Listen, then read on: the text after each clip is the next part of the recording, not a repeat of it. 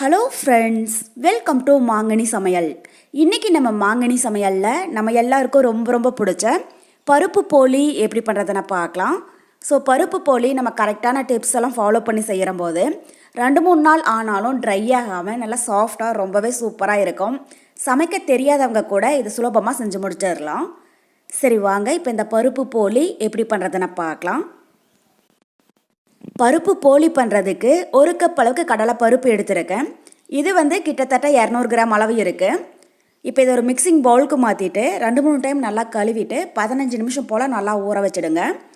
இது 15 நிமிஷம் நல்லா ஊறட்டும். இப்போ இந்த டைமில் நம்ம போலிக்கு மேலே இருக்கிற மாவு பிசைஞ்சு எடுத்துக்கலாம். அதுக்கு ஒரு மிக்சிங் பவுலில் 1.5 கப் அளவுக்கு மைதா மாவு சேர்த்திக்கோங்க.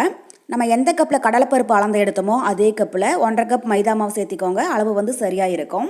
இது கூடவே கலருக்காக 1/4 டீஸ்பூன் மஞ்சள் தூள், அப்புறம் இந்த மாவுக்கு தேவையான அளவு உப்பு, இதெல்லாம் சேர்த்திட்டு ஒரு டைம் நல்லா கலந்து விட்டுறலாம்.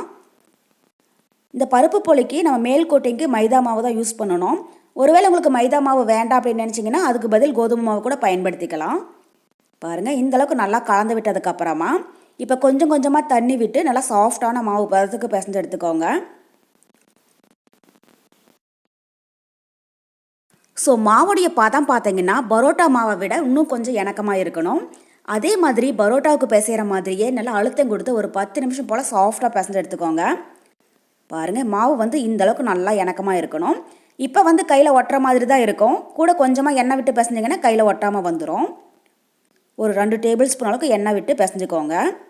நம்ம எந்த அளவுக்கு மாவை நல்லா அழுத்தம் கொடுத்து பிசைஞ்சு எடுக்கிறோமோ அந்த அளவுக்கு பருப்பு போலியும் நம்ம 1 வாரம் 10 நாள் வரைக்கும் ஸ்டோர் பண்ணி வச்சிருந்து சாப்பிடலாம். ஃப்ரெஷ்ஷாக அப்போ செஞ்ச மாதிரியே நல்லா சாஃப்டாக ரொம்பவே சூப்பராக இருக்கும்.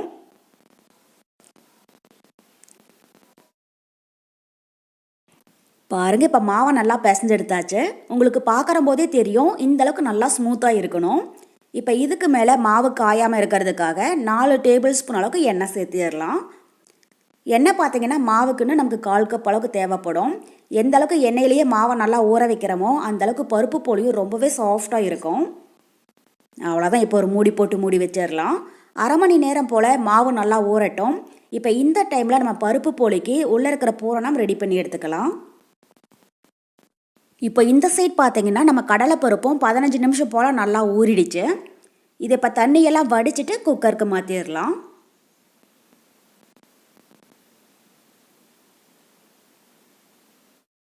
கடலைப்பருப்பை நம்ம ஊற வைக்காமல் கூட சேர்க்கலாம். ஆனால் ஊற வச்சு செய்கிற போது நம்ம 1 விசில் 2 விசில் விட்டோம்னா போதும், டக்குன்னு வெந்துடும்.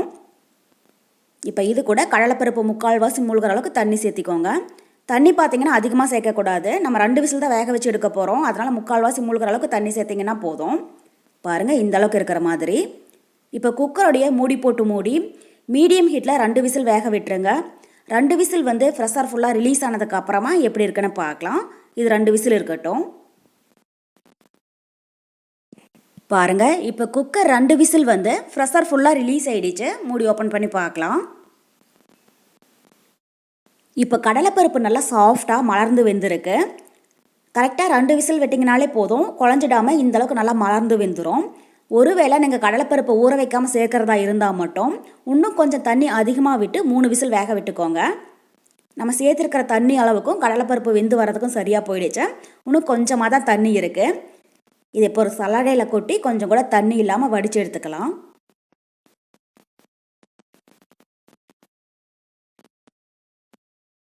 லைட்டாக இதை பரப்பி விட்டுருங்க. ஒரு 5 நிமிஷம் இதை நல்லா ஆறட்டும்.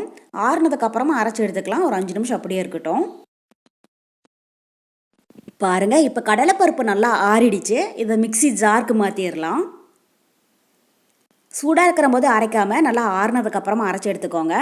கொஞ்சமாக இருக்கிறதுனால ஒரே டைமில் போட்டு அரைக்கிறேன். நிறையா இருந்துச்சுன்னா பாதி பாதியாக போட்டு அரைச்சிக்கோங்க. இதை இப்போ அரைச்சிட்டு வந்துடலாம். பாருங்கள், இப்போ கடலைப்பருப்பு அரைச்சி எடுத்தாச்சு. ரொம்பவே நைஸாக இல்லாமல் இந்தளவுக்கு கொஞ்சம் பருப்பருன்னு இருக்கிற மாதிரி அரைச்சி எடுத்துக்கோங்க. அப்போ தான் நம்ம பருப்பு போலி சாப்பிட்ற போது டேஸ்ட் ரொம்பவே நல்லா இருக்கும். இப்போ இது ஓரமாக இருக்கட்டும். அடுத்தது நம்ம வெல்லத்தை கரைச்சி எடுத்துக்கலாம். அதுக்கு ஒரு பாத்திரத்தில் 1.5 கப் அளவுக்கு பொடிச்ச வெல்லம் சேர்த்திக்கோங்க. 1 கப் கடலைப்பருப்புக்கு 1.5 கப் அளவுக்கு பொடிச்ச வெல்லம் சேர்த்திக்கோங்க. இனிப்பு அளவாக இருக்கும். இப்போ இது கூடவே 1/4 கப் அளவுக்கு தண்ணி சேர்த்திடலாம். சேர்த்திட்டு ஸ்டவ் மீடியம் ஹீட்டில் வச்சு இதை லைட்டாக கலந்துட்டுட்டே இருங்க. பாகு வந்து கம்பி பதம் வர வேண்டியது கிடையாது. வெல்லம் வந்து தண்ணியில் நல்லா கரைஞ்சதுன்னா போதும்.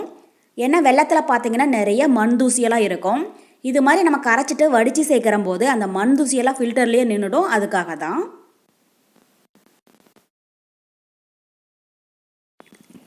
பாருங்கள், இப்போ வெல்லம் நல்லா கரைஞ்சி வந்துருச்சு. இப்போ இந்த ஸ்டேஜில் இதை வேற ஒரு அடிகனமான கடாயில் டீ ஃபில்டர் வச்சு வடித்து எடுத்துக்கலாம். சுத்தமான வெல்லமாக இருந்துச்சுன்னா இது மாதிரி கரைச்சிட்டு வடித்து எடுக்கணும் அப்படிங்கிறது கிடையாது. நீங்கள் டைரெக்டாக அப்படியே சேர்த்திக்கோங்க. இதில் கொஞ்சம் மண் தூசியெல்லாம் இருக்குது அப்படிங்கிறதுனால இது மாதிரி கரைச்சிட்டு வடித்து சேர்க்குறோம். பாருங்கள், வெள்ளத்தில் எவ்வளோ மண் தூசியெல்லாம் இருக்குது, அதெல்லாம் ஃபில்டர்லேயே நின்றுடுச்சு. இப்போ வெள்ளைப்பாகு லைட்டாக ஒரு கொதி வந்ததுக்கப்புறமா இது கூட அரை கப் அளவுக்கு துருவன தேங்காய் சேர்த்திக்கோங்க. கூடவே வாசனைக்காக அரை டீஸ்பூன் ஏலக்காய் பவுடர், அப்புறம் நம்ம அரைச்சி வச்சுருக்கிற கடலைப்பருப்பையும் உள்ளே சேர்த்திடலாம்.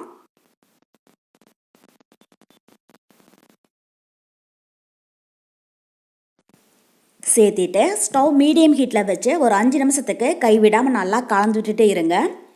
வெள்ளைப்பாகு வந்து கடலை மாவோட நல்லா சேர்ந்து வர்ற அளவுக்கு. லைட்டாக கட்டிகள் ஏதாவது விழுந்துருந்துச்சுன்னா கூட கரண்டியில் இது மாதிரி அமுத்தி விட்டுக்கோங்க.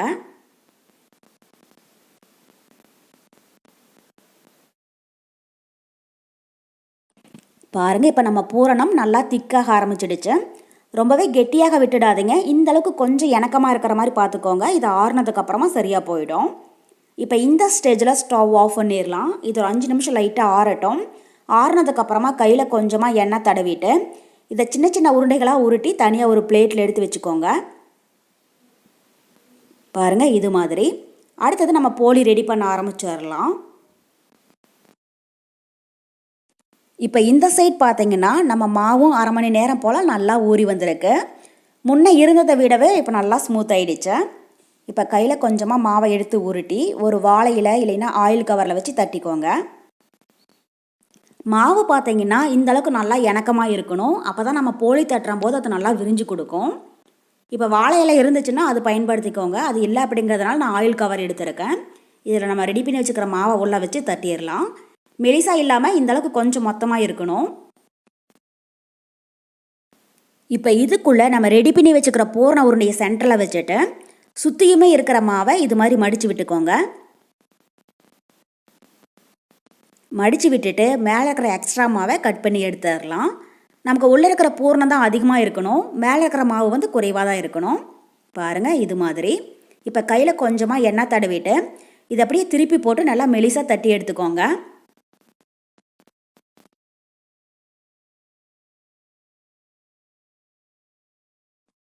பாருங்கள், இந்த அளவுக்கு நல்லா மெலிசாக இருக்கிற மாதிரி தட்டிக்கோங்க. இதை இப்போ தோசைக்கல்லில் போட்டு வேக வச்சிடலாம்.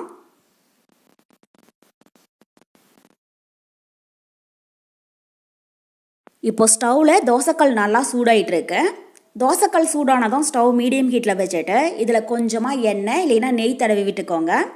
நெய் சேர்த்தி செஞ்சோம்னா நமக்கு பருப்பு போலியோட ஸ்மெல்லும் டேஸ்ட்டும் ரொம்பவே நல்லா இருக்கும். இப்போ இதுக்குள்ளே நம்ம ரெடி பண்ணி வச்சுக்கிற பருப்பு போலியை உள்ளே வச்சிடலாம்.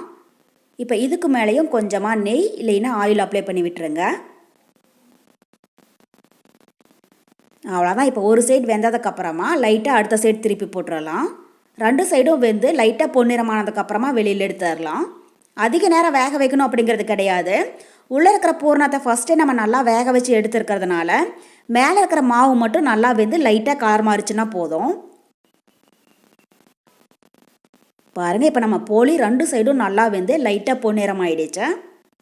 இப்போ இந்த ஸ்டேஜில் வெளியில் எடுத்துடலாம். இதே மாதிரி எல்லா பருப்பு போலியுமே ரெடி பண்ணி எடுத்துக்கோங்க. அவ்வளோதான், நம்ம பருப்பு போலி ரொம்ப ரொம்ப சூப்பராக தயாராகிடுச்சு. ஸோ கண்டிப்பாக நீங்களும் இதே மெத்தடில் இதே அளவுகளோட ட்ரை பண்ணி பாருங்கள். என்னுடைய இந்த ரெசிபி வீடியோ உங்களுக்கு பிடிச்சிருந்தா மாங்கனி சமையலுக்கு சப்ஸ்கிரைப் பண்ணுங்கள். நன்றி.